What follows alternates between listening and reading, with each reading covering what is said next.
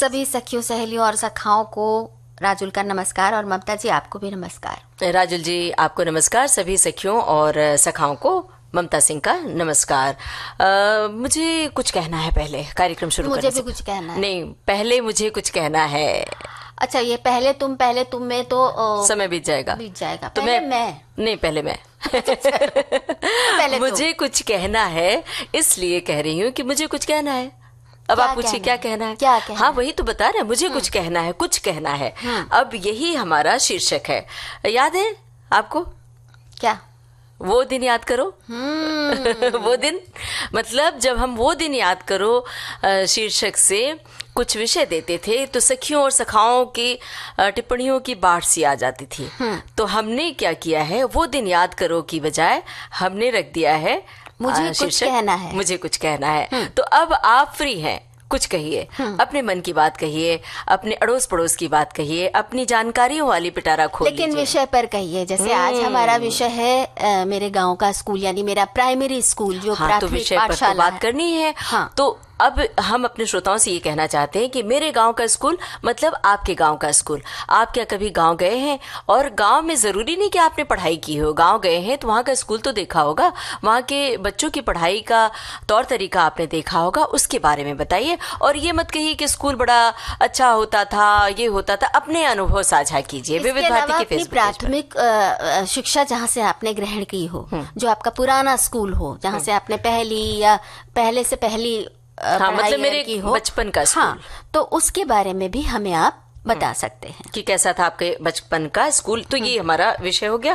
और जब हम कहीं घूमने जाते हैं तो फिर तो मौज मस्ती होती है, वहाँ की आबो हवा के बारे में जानकारी मिलती है, वहाँ के परिवेश के बारे में, परंपरा के बारे में, वहाँ के खान पान, दुनिया भर की चीजें हम बटोर के ले आते हैं। तो आज हम चलते हैं शिलोंग। मजा आएगा। शिलोंग के जो ठंडी ठंडी रुत है वो हमें छू लेगी, कहीं से गुदगुदा देगी। और ये शिलोंग जा रहे हैं तो भाई तमाम ऊनी कपड़े लेकर जाइएगा, भरपूर इंतजाम करके जाइए। जूते, मोजे, दस्ताने सभी कुछ हो साथ में, कोट और उसके अलावा स्वेटर के अलावा। तो कैसे उनका रख रखाव करें, कैसे उन्हें संभाल के ले जाएं, और कैसे ऐसे भी आप जब पहनते हैं तब कैसे उनका रख रखाव करें, इस बारे में भी हम बात करेंगे। और जब कहीं घूमने जाते हैं तो हमें जरूरत पड़ती है कई बार हेल्पलाइन की, टेलीफोन नंबर्स की, क्योंकि जब कभी मुसीबत में फंस जाते हैं तो अचानक हम ढूंढने लगते हैं कि अरे फला नंबर किसको हम डायल करें। तो वो हेल्पलाइन नंबर भी याद करने हैं, तो उसे पहले से मोबाइल में सेव कर लें। हम आज कुछ नंबर्स की भी बात करेंगे, और अगर हमारे श्रोताओं को भी कुछ नंबर्स ऐसे याद आ रहे हों, हेल्पलाइन नंबर्स, तो उनके बारे में हमें बताएं, बिल्कुल, ताकि दूसरे भी उसके बारे में जान सकें। तो भाई ममता जी, हम आज इतनी सारी बातें करने वाले हैं, और बातों की शुरुआत अगर गाते गुनगुनाते हो तो आधा रास्ता तो वैसे ही खत्म हो जाता है। बिल्कुल, तो हम शुरू करते हैं सिलसिला गीतों का। ये रहा पहला गाना। मैंने तेरे लिए ही 7 रंग के सपने चुने, सपने सुरीले सपने। मैंने तेरे लिए ही 7 रंग के सपने चुने, सपने सुरीले सपने। कुछ हंसते कुछ गम के, तेरी आंखों के साए चुराए रसीली यादों ने। ओ मैंने तेरे लिए ही 7 रंग के सपने चुने, सपने सुरीले सपने।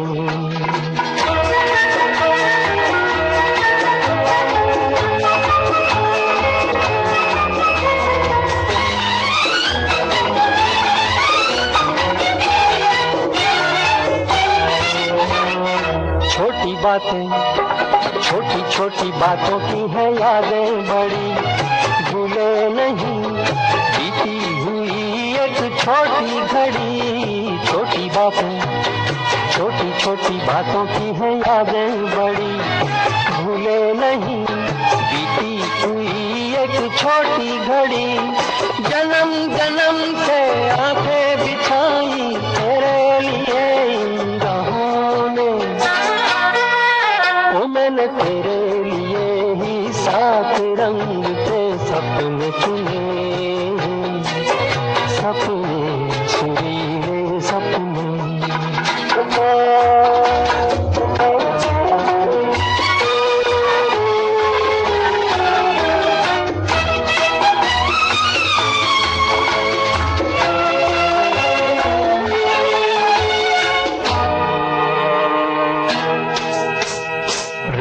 रातें, रूठी हुई रातों को मनाया कभी तेरे लिए, मीठी सुबह को बुलाया कभी। रूठी रातें, रूठी हुई रातों को मनाया कभी तेरे लिए, मीठी सुबह को बुलाया कभी। तेरे बिना भी तेरे लिए ही दिए जलाए हमने, मैंने तेरे लिए ही सात रंग के सपने चुने, सपने सुरीले सपने।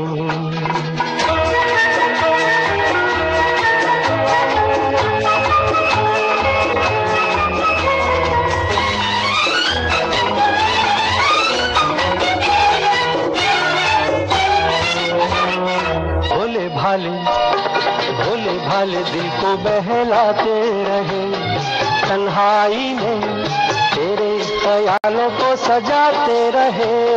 भोले भाले दिल को बहलाते रहे, तन्हाई में तेरे ख्यालों को सजाते रहे।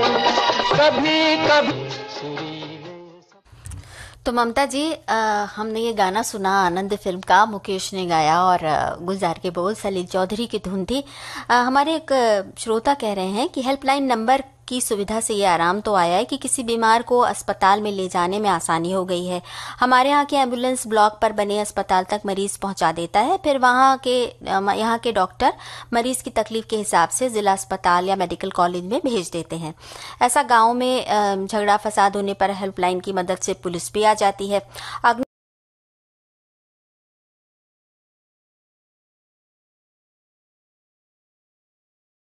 मिल जाती है। इसी तरह cyber crime, bank inquiry, railway inquiry, booking, महिला हेल्पलाइन ने सामान्य आदमी की काफ़ी मदद की है। आने वाले दिनों में अन्य सुविधाएं भी सरकार जो बढ़ा रही है तो वो हम हेल्पलाइन से पा सकेंगे, बस हमारी जागरूकता की ज़रूरत है। और यही जागरूकता जो है ना, ये सबसे ज़्यादा काम तब आती है जब हम हेल्पलाइन की बात करते हैं, क्योंकि ऐसे हम कई नंबर जान लेते हैं, लेकिन वो नंबर बाकायदा हमारे मोबाइल में फीड हो और हम उनके बारे में जानें, ये ज़रूरी होता है। तो सुरक्षा को ध्यान में रखते हुए कई हेल्पलाइन नंबर जो जारी किए गए हैं उनको अपने मोबाइल फ़ोन में ज़रूर सेव रखना चाहिए, और ये बाकायदा लिख कर कि अगर इस तरह की इमरजेंसी हो, अगर कहीं किसी को एम्बुलेंस बुलानी हो तो ये हेल्पलाइन नंबर, या अगर पुलिस से मदद मांगनी हो तो ये हेल्पलाइन नंबर, ये बाकायदा लिख कर आप रखें ताकि ज़रूरत पड़ने पर समय मांगने में समय बर्बाद नहीं होगा, मदद मांगने में। तो उन नंबरों के बारे में हम बात करेंगे, लेकिन एक गाना सुन लेते हैं।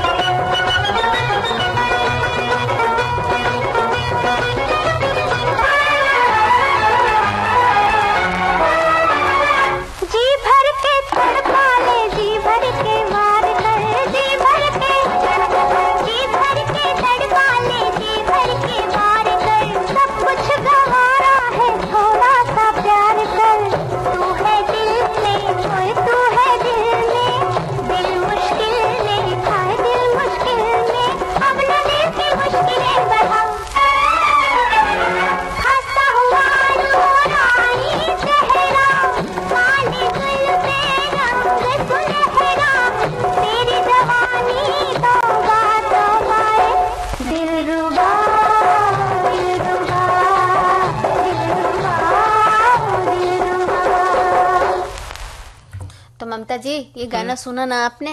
बिल्कुल हंसता हुआ सुना। नूरानी चेहरा। तो ऐसा ही नूरानी चेहरा लेकर हम जब चल निकलते हैं तो कई बार ऐसा होता है कि मुसीबत आती है अचानक और उस समय चेहरे का नूर उड़ जाता है जब ढूंढे से भी वो नंबर नहीं मिलता जो हम तलाश कर रहे हैं। बिल्कुल, इसीलिए नंबर हमेशा स्पीड डायलिंग में रखना चाहिए। कुछ ऐसे नंबर्स हैं जिसको स्पीड डायलिंग में रख लेना चाहिए। एक तो घर के नंबर, जैसे आप अपने घर में माता पिता का नंबर, पति का नंबर स्पीड डायलिंग में रखें। और कई बार लोग नाम से नंबर सेव करते हैं कि जैसे मान लीजिए अब आपका ही नाम ले तो राजुल के नाम से सेव किया है, लेकिन जब घर के सदस्य का नंबर सेव करें तो माँ, पिता, हस्बैंड, इस तरह से करना चाहिए, मदर, फादर। आपका ज़्यादातर ये नंबर्स हम इंग्लिश में ही सेव करते हैं तो वो होना चाहिए। और मान लीजिए कि कुछ आपात स्थिति आ जाती है, जैसे कि कुछ नंबर्स हैं हम बता रहे हैं। 101 आग लगने की स्थिति में फायर ब्रिगेड की मदद के लिए इस नंबर पर कॉल किया जा सकता है और 102 एम्बुलेंस सेवाओं के लिए इस नंबर पर कॉल किया जा सकता है और 104 स्वास्थ्य से जुड़ी जानकारी और परामर्श के लिए इस नंबर पर कॉल किया जा सकता है। और सबसे जो जरूरी नंबर है वो है 1091। महिलाओं की सुरक्षा और सहायता के लिए इस नंबर पर कॉल कर सकते हैं। और अगर बच्चों को देखें किसी मुसीबत में तो उनकी सहायता के लिए भी आप 1098 यानी 1098 पर आप कॉल कर सकते हैं। रेल दुर्घटना की अगर सूचना देनी हो तो 1072 ये नंबर है जिस पर कॉल किया जा सकता है। और सड़क दुर्घटना अगर हो जाए तो कई बार ऐसा होता है ना कि समझ में नहीं आता कि कहाँ जाए, मदद करना चाहकर भी कोई नहीं कर पाता। तो 1073 ये नंबर नोट कर ले, इस पर आप रेल दुर्घटना की स्थिति में मदद के लिए कॉल कर सकते हैं। राजुल जी, ये जो नंबर्स हैं, ऐसा नहीं कि आप मुसीबत में हैं तो ही नंबर डायल कर सकते हैं, कोई और भी मुसीबत में है। जैसे सड़क दुर्घटना होती है तो खुद को कहाँ होश रहता है, तो ये नंबर्स, जैसे मान लीजिए आपके आंखों के सामने दुर्घटना घटित हो रही है तो आप फटाक से पहले नंबर डायल करें, उसकी मदद भी करें। और 1096 प्राकृतिक आपदा नियंत्रण कक्ष के लिए इस नंबर पर कॉल किया जा सकता है। और अगर आप किसी संकटग्रस्त क्षेत्र में फंस गए तो आप तुरंत 1091 1090 हेल्पलाइन नंबर पर कॉल कर सकते हैं। तो इस पर डायल करने से आपको संकटग्रस्त जो क्षेत्र है वहां से बाहर निकालने में पुलिस की सहायता मिलती है और आपको सुरक्षित घर पहुंचा दिया जाता है। अब आजकल साइबर क्राइम की बहुत ज्यादा घटनाएं सुनाई देने लगी हैं, तो इसकी अगर शिकायत करनी हो तो आप राष्ट्रीय साइबर क्राइम हेल्पलाइन नंबर 1930 पर कॉल कर सकते हैं और ऑनलाइन शिकायत भी दर्ज की जा सकती है। cybercrime.gov.in पर आप जाकर साइबर क्राइम की शिकायत कर सकते हैं। बस ये ध्यान रखिएगा कि अगर आपको लगता है कि आप ठगी के शिकार हो गए हैं तो तुरंत शिकायत करें और सारे सबूत जो हैं वो जरूर आपके पास हों। और शिकायत के साथ सबूत रखें ही। और साइबर क्राइम हेल्पलाइन नंबर है 1930 और भारतीय साइबर अपराध कोऑर्डिनेशन सेंटर का हिस्सा है। इसकी मदद से आप धोखाधड़ी से जुड़े जो भी आपके नुकसान होते हैं वो आप उस नुकसान का आपको भुगतान हो सकता है। लेकिन बस यही है कि आप सबूत उसका रखें और तुरंत उसकी शिकायत करें, क्योंकि कई बार देरी करने से भी मामला आपके हाथ से निकल जाता है। हमारे एक साथी ने कुछ नंबर और भी बताए हैं। महिला हेल्पलाइन नंबर इन्होंने 181 बताया है और पुलिस आपातकालीन का नंबर तो हमने इन्हें बताया है और इसके अलावा एम्बुलेंस सेवा और इन सभी का नंबर बताया है और कहा है कि भारत सरकार सरकारी एजेंसियों द्वारा प्रदत्त भारत भर में एक ही हेल्पलाइन नंबर प्रदान करती है। ये टोल फ्री नंबर भारत के सभी राज्यों में चल रहे हैं और 24/7 उपलब्ध हैं। Toll free number, helpline telephone और SMS आधारित सेवाएं हैं जो विभिन्न सरकारी सेवाओं के बारे में कॉल करने में मदद मिलती है। और इन्होंने महिला हेल्पलाइन का नंबर 181 भी लिखा है और ये भी लिखा है कि कुछ और हेल्पलाइन नंबर और उनकी जानकारी महिलाओं और बालिकाओं के लिए विमेन पावर लाइन का नंबर है 1090 और पुलिस आपातकालीन सेवा का नंबर है 112 और चाइल्ड हेल्पलाइन का नंबर 1098 बताया। स्वास्थ्य सेवा का नंबर 102 जिसका हमने जिक्र किया है और एम्बुलेंस सेवा का नंबर 108 है, इसका भी जिक्र हमने किया है। तो ये सारे नंबर्स, ऐसा नहीं कि आपने सुन लिया और हम रख लेंगे, सेव कर लेंगे। ये जो आदत होती है कि हम बाद में कर लेंगे, वो नहीं। ये कागज पर नोट नहीं करने की, बल्कि आपको मोबाइल में सेव करने की चीजें हैं। और अब क्या करना चाहिए, हमें गाना सुनवा लेना चाहिए।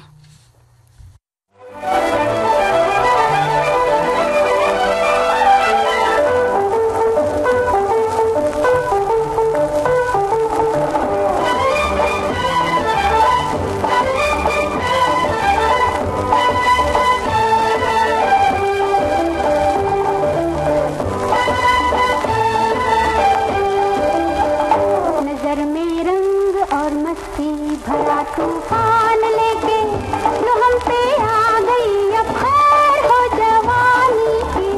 नजर में रंग और मस्ती भरा तूफान लेके जो हम पे आ गई, अब खैर हो जवानी की। जो हम पे आ गई, अब खैर हो जवानी की। नजर में रंग और मस्ती भरा तूफान लेके जो हम पे आ गई, अब खैर हो जवानी की।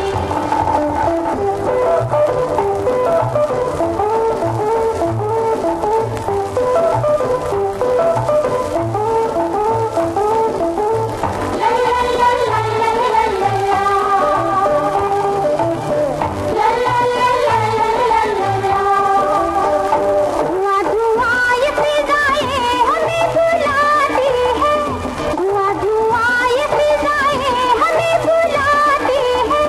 ये ठंडी ठंडी हवाएं हमें बुलाती है, ये ठंडी ठंडी हवाएं हमें बुलाती है।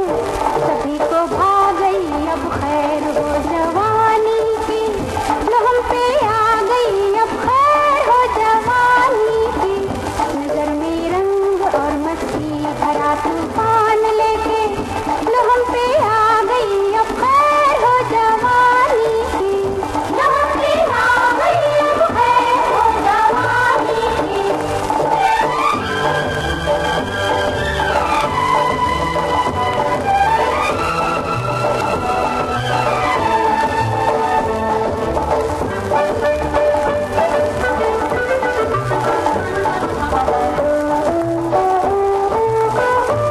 दिया पयाम हमें मत भरे नजारों ने, दिया पयाम हमें मत भरे नजारों ने।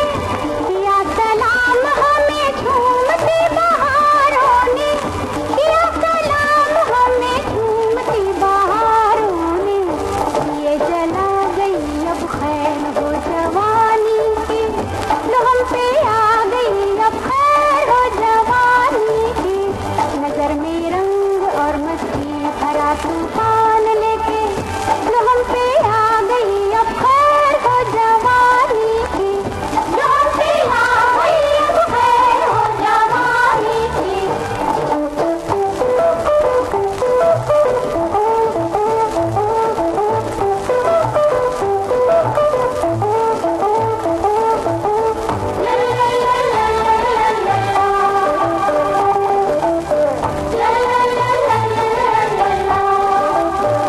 किसी के वास्ते दिल बेकरार रहता है, किसी के वास्ते दिल बेकरार रहता है।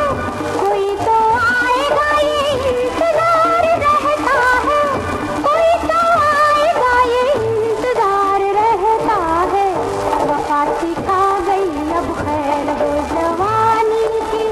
जो हम पे आ गई, अब खैर हो जवानी की। नजर में रंग और मस्ती भरा तूफान लेके जो हम पे आ गई, अब खैर हो जवानी की। तो ममता जी, हम लोग घूमने जाने वाले हैं, तो जरा ऊनी कपड़े तो देख लीजिए। हाँ, वो तो बहुत ज़रूरी है, क्योंकि हम बैठे रहते हैं, सोचते हैं सर्दी आएगी तो उन्हीं कपड़े निकालेंगे और फिर उसका इस्तेमाल करेंगे। हालांकि सर्दी, कड़ाकेदार सर्दी पड़ रही है हमारे पूरे देश में, मतलब अलग अलग राज्यों में सर्दी खूब पड़ रही है। अब देखिए ना, हमारे श्रोता कितने अवेयर रहते हैं इस मामले में। एक श्रोता ने लिख भी दिया है कि जो ऊनी कपड़े आप उपयोग में न ला रहे हों, उन्हें धूप में सुखाकर किसी सूखी और बंद जगह पर रख दें।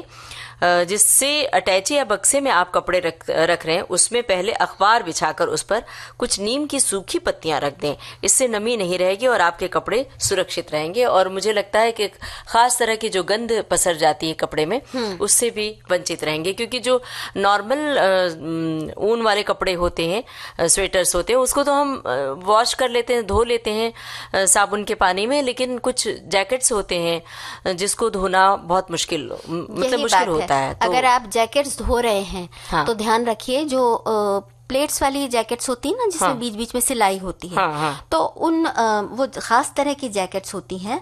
और उन जैकेट्स को अगर आप धो रहे हैं तो हमेशा टेनिस का बॉल जो है, 2-3 टेनिस के बॉल्स आप डाल लीजिए उसमें, क्योंकि इनको क्विल्टेड जैकेट कहते हैं ना, जिसमें फर लगा होता है या अंदर रुई भरी होती है। तो इसे जो है 2-3 टेनिस बॉल डाल के अगर हम धोते हैं तो उनका आकार बना रहता है और मटेरियल जो है उनका अंदर का वो सुरक्षित रहता है। और उसे उल्टा करके धोएं। हाँ, उल्टा। नहीं तो उसके जो फर की आपने जिक्र किया वो खराब भी होते हैं और साथ में और उसके रंग भी जल्दी उड़ जाते हैं। उल्टा करके धोने से काफी सुरक्षित रहता है। और ऊनी कपड़ों को धूप में ज़रूर सुखाएं। अगर भीग गए हों, जैसे कोहरा वोहरा पड़ता है तो भीग जाते हैं, तो धूप में ज़रूर सुखाएं। और अगर नया आपने कोई कपड़ा बॉक्स से निकाला हो, पहनने जा रहे हो, तो थोड़ा होता है ना कि कई बार आप नेपथलिन बॉल्स लगा के रखते हैं या कुछ ऐसा होता है, तो आपको थोड़ा सा अजीब सा लगता है पहनते हुए, काफ़ी दिन के रखे हुए कपड़े। तो भाप भरे बाथरूम में लटका कर इन्हें ताज़ा आप कर सकते हैं। इससे सिलवटें भी अगर पड़ गई हैं तो वो भी दूर हो जाएंगी। और फिर से सॉफ्ट ब्रश से झाड़ लीजिए। और वॉशिंग मशीन में अगर धो रहे हैं तो ये भी देख लें कि उसमें वुलन मोड है या नहीं। कई बार कुछ मशीनों में नहीं होता है, तो वो भी देखना जरूरी होता है। और हाथ से ऊनी कपड़े अगर धो रहे हैं तो गर्म पानी का इस्तेमाल ना करें, इसे ठंडे पानी से ही धोएं। अगर आप गर्म पानी का इस्तेमाल करते हैं तो ऊनी कपड़े सिकुड़ जाएंगे। और साबुन को साफ करने के लिए कपड़े के ऊपर ठंडा पानी तब तक चलाएं जब तक साबुन पूरी तरह से निकल न जाए। और अगर ऊनी कपड़ों पर दाग लगा है तो गुनगुना पानी आप ले सकते हैं, लेकिन ध्यान रहे कि पानी ज्यादा गर्म ना हो। और इसमें थोड़ा स्पिरिट भी मिला सकते हैं। और ऊनी कपड़े को धोने के बाद निचोड़े नहीं, इसे हैंगर पर लटका दें या एक साफ तौलिए पर फैला कर रखें और अतिरिक्त पानी निकालने के लिए उसे लपेट लें। सीधे सूरज की रोशनी और गर्मी से उसे बचाएं, क्योंकि इससे कपड़े खराब हो सकते हैं, सिकुड़ सकते हैं और पीले भी पड़ सकते हैं। और मतलब आपने अगर कमरे में ब्लोअर या हीटर वगैरह जला रखा हो तो वहां पर भी उसके सामने बहुत सारे लोग ऊनी कपड़े डाल देते हैं, तो उससे भी कपड़े खराब हो जाते हैं। और अगर जैसे तार पर फैलाते हैं, रॉड पर फैलाते हैं, तो वो खिंच के लंबा भी हो जाता है। जो नॉर्मल ऊनी कपड़े होते हैं, तो वो जो तरीका है कि आप तौलिए पर फैला दें, वो सबसे ज्यादा बेहतर होता है। और अगर आप आयरन करना चाह रहे हैं ऊनी कपड़ों पर, वैसे किया नहीं जाता, लेकिन अगर ज़रूरत महसूस हो रही है तो उसको उसी मोड पर लगाएं। अगर आपकी इस्त्री में अगर वो मोड है तब लगाएं। और हमेशा ध्यान रखें कि ऊनी कपड़ों पर जब भी अगर प्रेस कर रहे हो तो एक सूती कपड़ा उसके ऊपर बिछा लें, साफ कपड़ा, और उसके ऊपर प्रेस चलाएं। डायरेक्ट जो है वो ऊनी कपड़े पर प्रेस नहीं चलानी चाहिए। अगर चला लिया ना तो फिर वो सारा आपके प्रेस में भी चिपक जाएगा और आपका वो ऊनी कपड़ा भी खराब हो जाएगा। और नहीं भी अगर आपने हल्का प्रेस गरम किया है तब भी वो ना उसके रेशे जो हैं वो जल जाते हैं, जो बहुत मुलायम होता है, तो वो खराब हो जाता है। अच्छा, ऊनी जूते भी होते हैं, इनकी भी देखभाल बहुत जरूरी होती है। नहीं बीच मौसम में पता चले कि कहाँ बाजार भागेंगे अगर खराब हो गए, तो उनका सोल और ये सब लेस वेस जो है वो अलग से धो लें, सोल को अच्छे से साफ कर लें। और अगर आपने मशीन में डाला है तो ध्यान रखें कि वहां पर मशीन में वो मोड है या नहीं। और कभी भी अपने ऊनी जूतों को या किसी भी तरह के जूतों को, अगर ऊनी नहीं भी है जूते जो आप पहन रहे हैं, अगर आपने उनको धोया है तो उनको ड्रायर में ना सुखाएं, क्योंकि इससे जो है वो जूते बहुत जल्दी खराब हो जाते हैं। और एक श्रोता ने लिखा है कि इस समय बहुत ठिठुरन है, सुबह के काम खत्म करके रजाई में लेट कर प्रोग्राम सुन रही हूँ। क्या बात है। और मैसेज लिखने में उंगलियां बहुत ठंडी हो रही हैं, मन करता है हाथ रजाई से निकाले ही ना, पर कुछ तो लिखना पड़ेगा ही। तो हम एक संदेश सुन लेते हैं, फिर आगे बात करते हैं। बिल्कुल।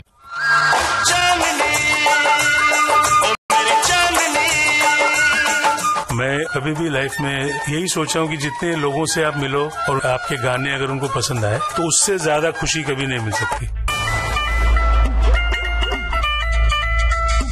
आप हैं जाने माने गायक जॉली मुखर्जी। कोई ये माने ना, कोई ये जाने ना, मैंने तो जाना है, इश्क लेता है जान। सुनिएगा 8 जनवरी शाम 4 बजे कार्यक्रम आज के मेहमान सिर्फ विविध भारती पर।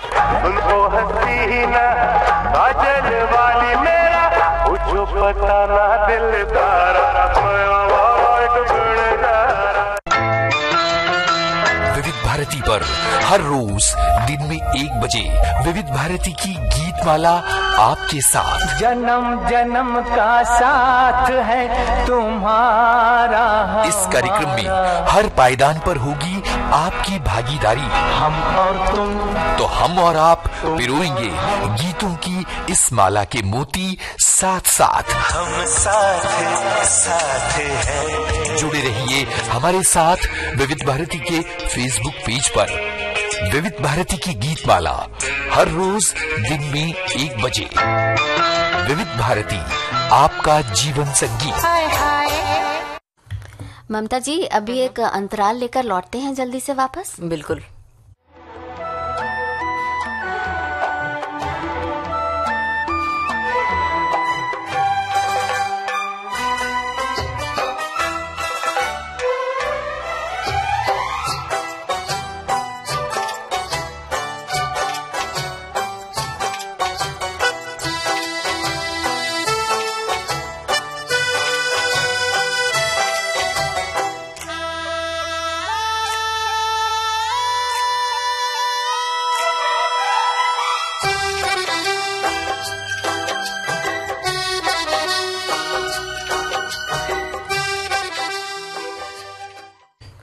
तो ब्रेक हो गया है पूरा और हम विविध भारती पर इस वक्त कार्यक्रम सखी सहेली में ममता जी के साथ हैं। मैं राजुल। राजुल जी, देखिए ना, ऊनी कपड़ों के बारे में इतनी सारी जानकारी हमने अपने श्रोताओं को दी। और जब हम घूमने जाते हैं तो ऊनी कपड़े साथ में ले जाते हैं, लेकिन घूमने हम कहाँ जा रहे हैं? शिलांग जा रहे हैं। और इतनी खूबसूरत जगह हम जब जा रहे हैं तो वहाँ की बातों के बारे में तो हम अपने श्रोताओं को बता दें कि वो कैसी जगह है, जाएं तो क्या करें, क्या तैयारियां करें और वहाँ के नज़ारे कैसे हैं। तो चलिए वहाँ के बारे में थोड़ी गुफ्तगू कर ली जाए। अगर किसी ऐसी जगह घूमने का मन है जहाँ के शानदार नज़ारे हों, अतीत की सुंदर स्मृतियां हों, सांस्कृतिक रूप से समृद्ध हो, तो फिर शिलांग को चुन सकते हैं। शिलांग को चुन सकते हैं, वहाँ घूम सकते हैं। और मेघालय की लहरदार पहाड़ियाँ और हरे भरे पत्तों से घिरा खूबसूरत शिलांग का नाम स्थानीय देवता यू शिलांग के नाम पर रखा गया। लेकिन खूबसूरती के कारण इसे पूरब का स्कॉटलैंड भी कहा जाता है। रोमांच की तलाश हो या कुछ समय इत्मीनान से शांति में बिताने का मन हो तो शिलांग में हम जा सकते हैं। दोनों चीजें मिल जाएंगी। ये वैसे 1695 मीटर की ऊंचाई पर है समुद्र से शिलांग में। हमेशा मौसम खुशगवार बना रहता है। घूमने के लिहाज से वैसे सितंबर से मई के बीच का समय बहुत अच्छा माना जाता है। अच्छा, अब जाना कैसे है? अगर हवाई मार्ग से जाएं तो गुवाहाटी या फिर बारापानी के पास उमरोई हवाई अड्डा पहुंच सकते हैं। और ट्रेन का सफर है तो गुवाहाटी आकर फिर बस या टैक्सी से शिलांग पहुंचा जा सकता है। सड़क से भी आप गुवाहाटी होते हुए शिलांग जा सकते हैं। बिल्कुल। अगर आप टैक्सी से जा रहे हैं या ट्रेन से जा रहे हैं तो फिर तो खूबसूरत नज़ारों को अपनी आंखों में कैद करते हुए जाइए और उनकी तस्वीरें लेने का ज़माना है, तस्वीरें भी उतारते जाइए। जो जब आप कभी ये भूल मतलब स्मृतियों से दूर हो जाती हैं ये चीज़ें, तो जब तस्वीरें देखते हैं तो तरोताज़ा हो जाती हैं ये सारी तस्वीरें। शिलांग में प्रवेश के साथ ही बादलों से लिपटी पहाड़ियों को काटती घुमावदार सड़कें और हरे भरे परिदृश्य दिखेंगे। ऐसा लगेगा जैसे कि शिलांग में बादलों ने अपना घर बना लिया है। बंगले, चर्च और इमारतों की बनावट ब्रिटिश काल की हमें याद दिला देती हैं और बहुत सारी खूबसूरत चीजें हैं। क्या क्या है और बताइए? उमियम झील जो है वो बहुत वहाँ की मशहूर झील है। इसको बारापानी झील भी कहा जाता है। 2 नदियां हैं, वाह उमखा और वाह उमशिरपी। ये उमियम झील में मिलती हैं और ये असल में एक इंसान का बनाया हुआ जलाशय है। यहाँ पहाड़ियों के मनोरम दृश्य देखने को मिलेंगे। इसके अलावा आप नौका विहार कर सकते हैं, कयाकिंग, वाटर साइकिलिंग, स्कूटरिंग और बोटिंग का भी आनंद ले सकते हैं। पिकनिक मनाने के लिए जगह बहुत मशहूर है। शिलोंग में बड़ी संख्या में झरने पाए जाते हैं, लिहाजा इसे झरनों का शहर भी कहा जाता है। सबसे पहले हाथी झरना अगर आप जाते हैं तो झरने का नाम इसके तल पर एक चट्टान की वजह से पड़ा है। ये चट्टान एक हाथी की तरह दिखाई देता है।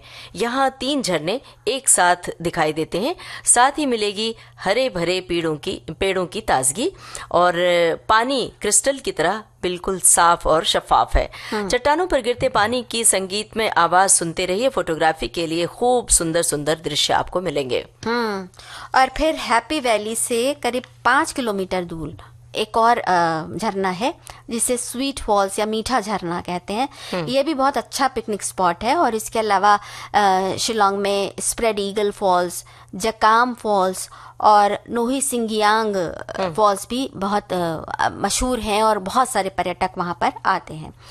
अच्छा, शहर के जो सबसे बीच में है वहां पर वार्ड की झील है। ये अंग्रेजों के जमाने में बनाई गई थी और झील का आकार बिल्कुल ऐसा लगता है जैसे घोड़े की नाल। दिन में पिकनिक और शाम की वॉक के लिए बहुत अच्छी जगह है ये। झील के चारों ओर बागीचा है जिसमें कोबल स्टोन फुटपाथ और एक फव्वारा भी लगा हुआ है और बहुत सारे तरह तरह के पुष्पों की प्रजातियां हैं। इसके अलावा ऑर्किड है। ऑर्किड देखने के लिए तो बिल्कुल देख के मन खुश हो जाता है। कतार के कतार लगे हुए हैं। झील में कमल खिले हुए हैं, वो भी बहुत सुंदर लगते हैं। और झील के बीच में एक लकड़ी का पुल है जहाँ पर आप चढ़कर मछलियों को खाना दाना दे सकते हैं। और झील में नौका विहार की सुविधा भी है। तो फिर ऐसी बेहतरीन दृश्यों को देखने के लिए भला आप क्यों नहीं जाएंगे। और अब चले वहां पर। शिलोंग पीक जो मेघालय का सबसे ऊंचा स्थान है, ये समुद्र तल से 6449 फीट यानी कि 1950 मीटर की ऊंचाई पर स्थित है। और आपको यहाँ पे खूब सुंदर सुंदर दृश्य देखने को मिलेंगे। और साथ में शिलोंग पीक तक आप ट्रैकिंग कर सकते हैं। साथ में अगर आप वहां पर शॉपिंग करना चाहते हैं तो उसके लिए भी है आपके पास बहुत सारी जगह हैं। तो ममता जी शॉपिंग बाद में कर लेंगे, पहले हम लोग पीक से नजारा तो ले लें। हाँ, जो आपने बताया ना कि अर्धवृत्ताकार शिलोंग पीक पर पहुंच जाए तो वहां से ट्रैकिंग करने का लुत्फ लिया जा सकता है। और चोटी पर पहुंचकर हर तरफ नज़ारे बड़े ही खूबसूरत लगते हैं। और इसके अलावा तितली संग्रहालय भी वहां पर देखने लायक है। संग्रहालय में रंग बिरंगी तितलियों को और जो भंवरे होते हैं उन्हें, पतंगों और तरह तरह के कीट पतंग होते हैं जिन्हें आप देख सकते हैं। तरह तरह की प्रजातियां भी देख सकते हैं इनके। और वहां पर तितलियों का प्रजनन भी होता है, वो भी आप देख सकते हैं। साथ ही तितलियों, पतंगों और कई अन्य कीटों के लिए नियमित संरक्षण और वहां की गतिविधियां भी आयोजित होती हैं। शिलोंग में औपनिवेशिक युग की वास्तुकला भी आपको देखने को मिलेगी। 1898 में स्थापित शिलोंग गोल्फ कोर्स जाकर आप ब्रिटिश वास्तुकला भी देख सकते हैं। और इस गोल्फ कोर्स का शुमार भारत के 3 सबसे पुराने गोल्फ कोर्सों में होता है। और पूर्वोत्तर की संपूर्ण संस्कृति, जनजीवन और इतिहास अगर आपको जानने का मन हो तो आप डॉन बॉस्को संग्रहालय ज़रूर जाएं। ये 7 मंजिल इमारत है और जानकारी का खजाना है बिल्कुल यहाँ। इसमें पूर्वोत्तर भारत की स्वदेशी संस्कृतियों की झलक देखने को मिलती है। और यहाँ पर कलाकृतियाँ हैं, प्रदर्शनियाँ हैं बहुत सारा, जिसमें थीम संग्रहालय है। इन संग्रहालयों में पहनावे हैं, हैंडीक्राफ्ट है, कलाकृति है, हथियार है, बहुत जो कहीं देखने को नहीं मिलती ऐसी तस्वीरें हैं। इस तरह की तमाम दुर्लभ चीजें आपको देखने को मिलेंगी। और एक खास बात है, शिलोंग में ही एक नाम है लेडी हैदरी पार्क, जिसका नाम राज्य की पहली महिला और असम के राज्यपाल की पत्नी लेडी हैदरी के नाम पर रखा गया था। यहाँ के बगीचे को जापानी शैली में बनाया गया है। एक छोटी सी झील है जहाँ बत्तख और रंगीन मछलियाँ देखने को मिल जाएंगी। घूमते टहलते हुए आर्किड और रोडोडेंड्रॉन के आकर्षक संग्रह के साथ खूबसूरती से सजे हुए लॉन को भी आप देख सकते हैं। लेडी हैदरी पार्क घूमने के अलावा फोटोग्राफी के साथ साथ आप बोटिंग भी कर सकते हैं। और जब बोटिंग करते हैं तो नज़ारा कितना खूबसूरत होता है, आप अपनी आंखों के सामने आप चित्र उकेर सकते हैं इस समय। बिल्कुल। इस समय गाना भी सुनते हैं।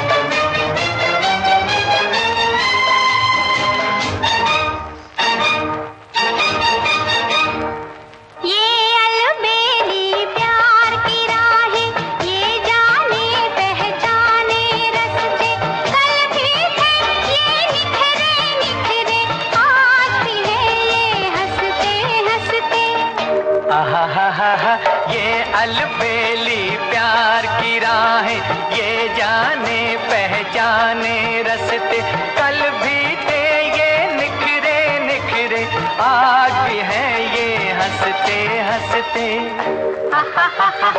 ये अलबेली प्यार की राहें।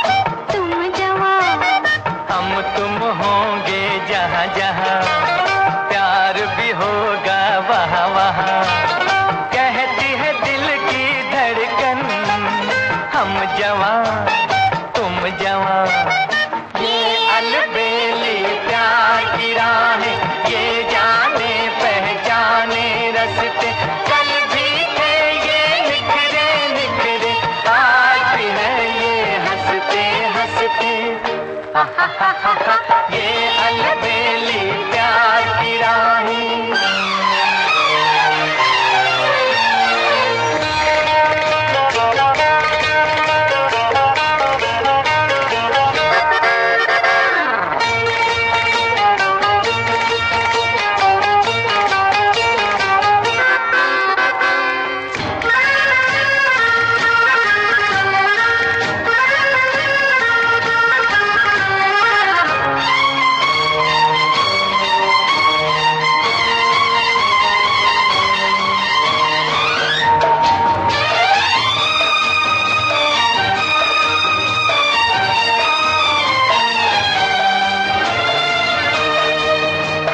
जब तक राह दिखाने वाली तेरी शौक नजर है, मेरे साथी मेरे हमदम, प्यारा प्यारा ये सफर है। जब तक राह दिखाने वाली तेरी शौक नजर है, मेरे साथी मेरे हमदम, प्यारा प्यारा ये सफर है। ये अलबेली प्यार की राहें, ये जाने पहचाने रस्ते, कल भी थे ये निखरे निखरे, आज भी है ये हंसते हंसते। ये अलबेली प्यार की राहें।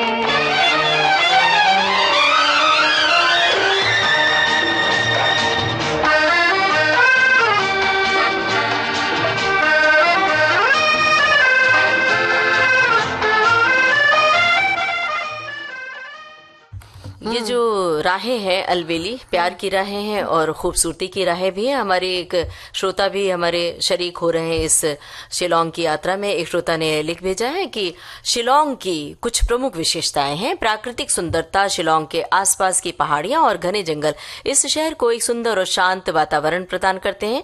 सांस्कृतिक विरासत, शिलोंग में कई सांस्कृतिक स्थल हैं जिनमें से कुछ प्रमुख हैं डॉन बॉस्को संग्रहालय, और ये तो हमने बता ही दिया, उमियम झील के बारे में भी बता दिया।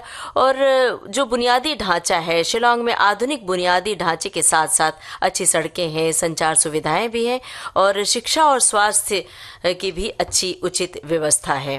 और पर्यटन, शिलोंग एक लोकप्रिय पर्यटन स्थल है। और हमारे एक साथी भी कह रहे हैं कितनी ठंड में शिलोंग ले जा रही, चलिए चलते हैं।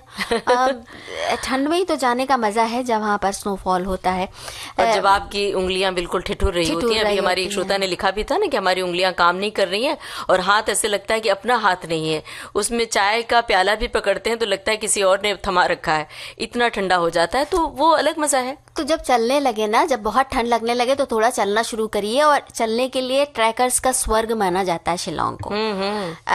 तो पूर्वी खासी पहाड़ियों के सुंदर दृश्य देखने के लिए डेविड स्कॉट ट्रेल जरूर जाएं। इस ट्रेल का नाम ब्रिटिश प्रशासक के नाम पर रखा गया है।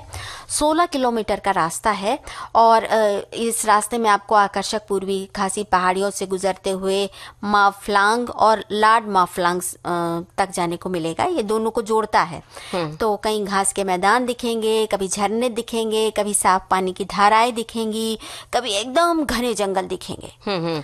और शिलोंग के आसपास साफ पानी है। उबड़ खाबड़ इलाकों में कुछ ऐसी व्यवस्था भी है जिसका आप अलग से लुत्फ ले सकते हैं, जैसे रॉक क्लाइंबिंग जैसी रोमांचक गतिविधियां भी होती हैं। और आजकल तो जगह जगह कि आप जैसे स्कूबा डाइविंग होता है पानी में, तो इस तरह की जो रोमांचक गतिविधियां होती हैं वो जरूर करें, लेकिन जरा सोच समझ के, क्योंकि उसमें खतरे भी बहुत सारे होते हैं। और प्राकृतिक सुंदरता तो लाजवाब है ही। इसके अलावा शिलोंग में खासी, जैतिया और गारो जनजातियों के साथ ही बहुत सारी संस्कृतियों का सुंदर मिश्रण भी देखने को मिलता है। और ये मिश्रण त्योहारों पर खास तौर से देखने का मजा अलग होता है। मतलब हमें लगता है कि गंगा जमुनी संस्कृति का अनोखा संगम वहां पर होता है। शिलोंग का प्रसिद्ध शरद ऋतु महोत्सव इसका जीवंत प्रमाण है, जिसे काफी धूमधाम से मनाया जाता है। और अब चले बाजार चले। तो बाजार इसके लिए तो आप बेकरार थे बहुत देर से कि बाजार की बात करेंगे, लेकिन आखिर में हाँ, ताकि अच्छे से शॉपिंग कर सके। हाँ, और क्या। पुलिस बाजार और बारा बाजार ये दो बाजार हैं जहाँ से आप जाइए तो खूब चहल पहल रहती है और बहुत सारी चीज़ें मिल जाएंगी, जैसे कि खासी पारंपरिक पोशाकें हैं, या हाथ से बुने हुए शॉल हैं, या हस्तशिल्प है, या जैविक मसाले हैं। ये सब आपको यहाँ मिल जाएगा। और बारा बाजार में ताज़ी उपज मिलेगी, उस क्षेत्र के व्यंजन मिलेंगे, देशी जड़ी बूटियाँ मिलेंगी। और यहाँ पे अगर आपको व्यंजनों का स्वाद लेना हो तो बहुत सारी चीज़ें हैं, जैसे कि जो मोमोज वगैरह है वो तो है ही है। स्थानीय व्यंजन जिसमें जादो हो, एक स्वादिष्ट खासी चावल का व्यंजन है, और तुगरिमबाई एक किड़वित सोयाबीन की चटनी है, वो बहुत मजेदार लगती है। तो खान पान का लुत्फ भी लेना चाहिए, साथ में संगीत भी शामिल करिए और एक संदेश सुन लेते हैं। जाने कितनी पीढ़ियों की स्मृतियों में बसी है विविध भारती की। यही कहना है जो हमारे श्रोताओं ने कहा है, क्योंकि हमारे श्रोता ने बहुत सारी बातें कही हैं। अब एक श्रोता ने लिखा है कि मेरे गांव का स्कूल, भाई अपने गांव का स्कूल भी अब पहले से बेहतर है। माना कि अभी भी टाट पट्टी पर ही बैठते हैं, लेकिन धूप में धूल से पढ़ते खेलते हुए बढ़ते हैं हम, और मौसम के अनुसार कक्षाओं में बैठकर भी पढ़ा करते हैं। शैशव से बचपन यहीं पर बीतता है। माना कि कॉन्वेंट स्कूलों की बसें भी गुजरती हैं हमारे गांव की सड़कों से, लेकिन ये पढ़ाई सभी के लिए काफी खर्चीला होने के कारण सुलभ नहीं है।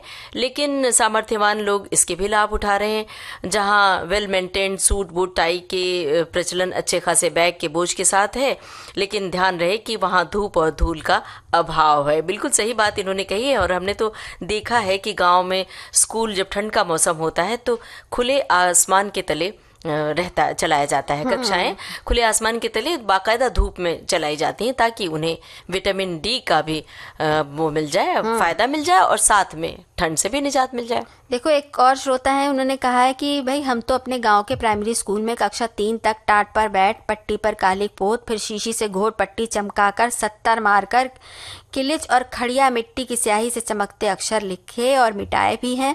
क्या बात है। धूल धूल और छांव के आनंद लेते हुए खूब पैदल भी चले हैं, कच्चे आम के गिरते टिकोरे भी खाते हुए पढ़ाई की है। अब कहाँ रहे वो दिन। यद्यपि अब भी है, और आते जाते अपने उस स्कूल को निहारते भी हैं जो तब के खपरेल से कंक्रीट में बदल चुका है, लेकिन पेड़ अब भी उन दिनों की गवाही देने में समर्थ है। और एक श्रोता लिख रहे हैं कि बच्चों के भविष्य के लिए मॉडलिंग शिक्षा बहुत मायने रखती है, क्योंकि ये उनकी प्रतिभा और व्यक्तिगत विकास की नींव है। हर बच्चे को शिक्षा प्राप्त करने का अधिकार है और उसे स्कूल में शिक्षा विकास के लिए बाकायदा कजाकिस्तान प्रदान करता है। व्यावसायिक शिक्षा का प्रभाव व्यावसायिक, सामाजिक, साइंटिफिक और कार्यशाला क्षेत्रों में फैला हुआ है। वे बच्चों के नैतिक और सांस्कृतिक विकास में योगदान देते हैं, क्योंकि वे अपमान, सम्मान और विविध दृष्टिकोण की समझ भी सिखाते हैं। स्कूल और भी बहुत कुछ सिखाता है। हालांकि अब थोड़ा जब प्रतियोगिता का युग है, कंपटीशन का ज़माना है, ऐसे में थोड़ा बच्चे पढ़ने के साथ साथ वो जो मौज मस्ती का आनंद होता है वो कम ले पाते हैं। ले पाते हैं। ये जो बात अपने बचपन के स्कूल की बात चल रही है आज, तो गांव के स्कूल की, उसकी तो बात ही निराली थी। बिल्कुल। एक और श्रोता ने कहा है कि मेरे गांव का स्कूल जो है वो गांव का हो चाहे शहर का हो, दोनों ही प्यारा होता है, पर गांव के स्कूल की बात ही अलग होती है। वो पगडंडी है जिससे गुजरते हुए स्कूल पहुंचना, स्कूल में पढ़ने आते समय गांव से ठेले से मूंगफली खरीदना और खाते हुए आना। मैंने कभी गांव के स्कूल में पढ़ा तो नहीं है, लेकिन गांव के स्कूल की बात अलग होती है। एक संस्कार होते हैं, बच्चों में भी एक दूसरे की मदद भी करते हैं स्कूल में। और एक श्रोता ने लिखा है कि विद्यार्थियों को विभिन्न सांस्कृतिक संप्रदायों से जोड़ता है स्कूल सांस्कृतिक प्रशंसा और समझ को भी बढ़ावा देता है, और द्विभाषी स्कूल ग्लोबल स्तर पर भी व्यावसायिकता देता है और इसे मंजूरी देकर इसके अनुभव को बढ़ावा देता है। और जो छात्र हैं उन्हें हर तरह के मतलब हर दृष्टि से उन्हें आगे बढ़ने के लिए प्रोत्साहित करता है स्कूल। लेकिन गांव के स्कूल की बात अलग है। ज्यादातर श्रोता यही लिख रहे हैं। प्राइमरी स्कूल जो होता है ना, प्राथमिक पाठशाला, वो गांव में हो या शहर में, जहां हम पहले पढ़ाई करते हैं, वो जगह बिल्कुल खास हो जाती है। और खास हो जाता है ये गाना। सुनते हैं।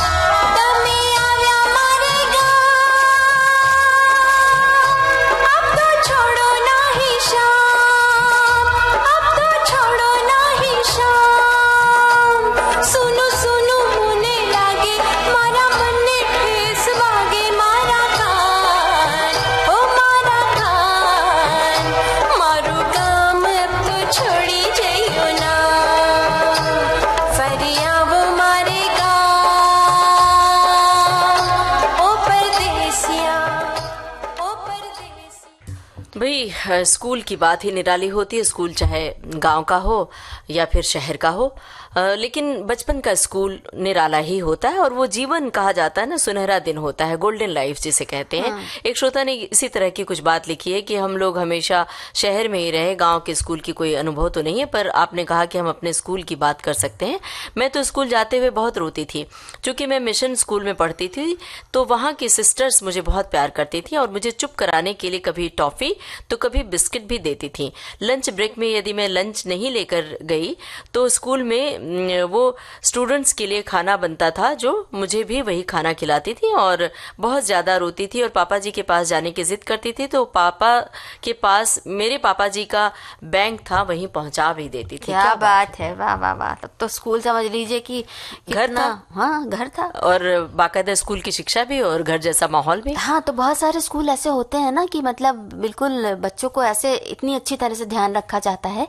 जैसे याद है कि हमारी हमारी छोटी बहन, उसकी जो शिक्षा थी वो घर के बहुत पास स्कूल था, तो वो जब पहले दिन गई तो वो वहां से चिल्लाई जोर से कि हमें नहीं बैठना है, और दादी ने वहां से सुना और तुरंत भेजा मम्मी को कि जाओ जाकर उसको लेकर आओ वापस, और कल से स्कूल मत भेजो। हाँ। पहले ऐसे ही होता था। और ये हम सब के अनुभव है। ये बात पढ़ते हुए लगा कि भाई हम भी वापस लौट जाए स्कूल के उन्हीं दिनों में, क्योंकि हमारे साथ इतनी ज्यादा सद्भावना तो नहीं थी स्कूल में, लेकिन हाँ तब भी आज की तरह सख्ती नहीं थी।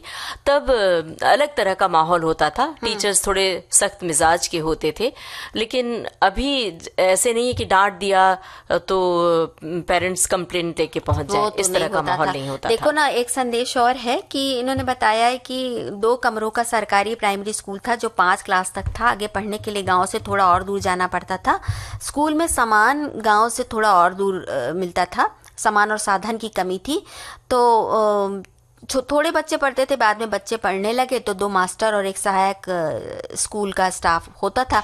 पीने के पानी के लिए नल पास के मंदिर में कुएं से पानी लेकर आते थे और स्कूल में एक घड़ा रखा रहता था, 1 गिलास बच्चा पानी उसी से पीते थे।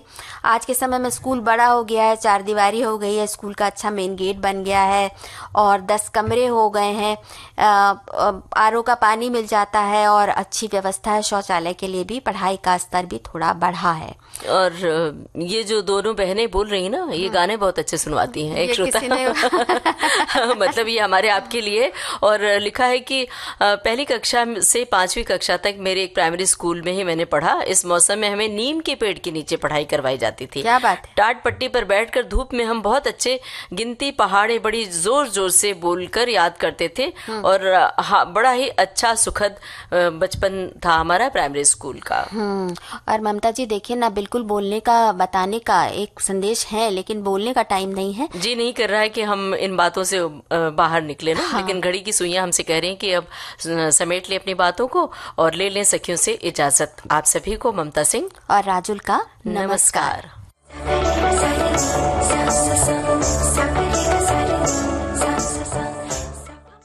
सखी सहेली कार्यक्रम की प्रोड्यूसर अनुश्री पाठक। सखी सहेली।